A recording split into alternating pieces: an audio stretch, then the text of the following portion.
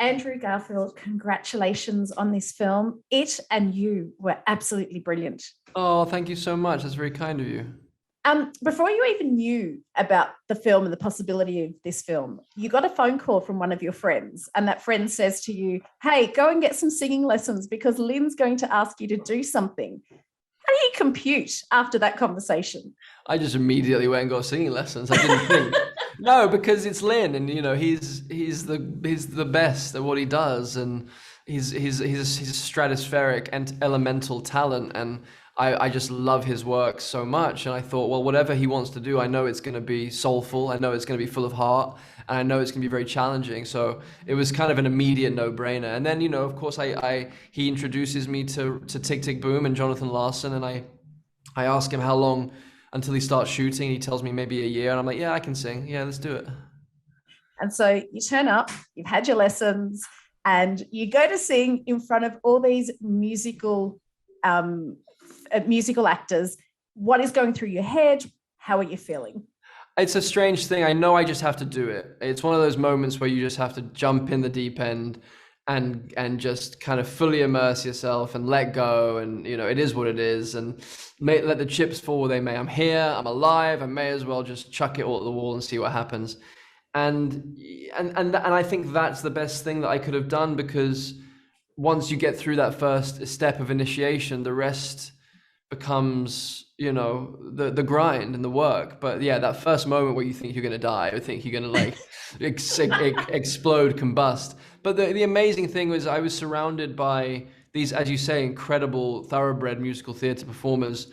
But not only are they that, they are the most supportive group of people I've ever been in collaboration with. So their support, their uplifting of me, their belief in me that I could get to the place that they all needed me to get to was just as inspiring and just as useful and necessary as my singing lessons.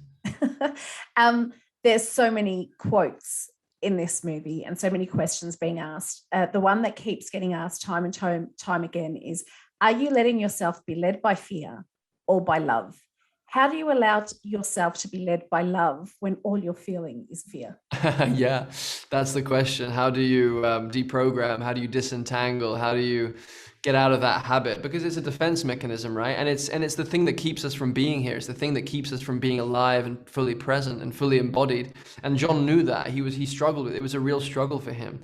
I think he really struggled with it, especially because he knew that he didn't have a lot of time on this earth. For whatever mysterious reason, he knew that his time here was limited, and it was related to what he was watching around him, with his friends getting sick of and dying of AIDS in some cases. There was a real kind of like being faced with all of this loss and all of this tragedy just affected and brutalized and tenderized his heart. And that's part of the journey of this story, and what Jonathan, the character of Jonathan, goes on is he has to accept loss. He has to accept and integrate the experience of death and loss into his knowledge of what it is to be alive before he can go on to write this great American musical that he goes on to write.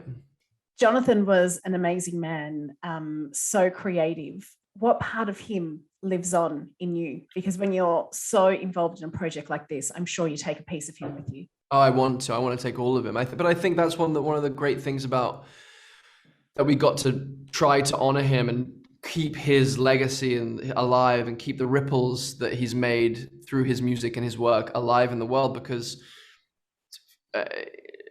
as many people as possible should be touched by this man's music, this man's art, because it's healing and it's inspiring and it's awakening. And so it's actually, it felt like making this film felt like a ritual in conjuring John and conjuring his spirit, and for the purpose of spreading the gospel of Jonathan Larson further and wider than it already has been spread, which is pretty far and wide. So yeah, so I think the hope is that not just the filmmakers have that kind of ownership and connection to John that we go away with, but an audience really gets to have a relationship with John.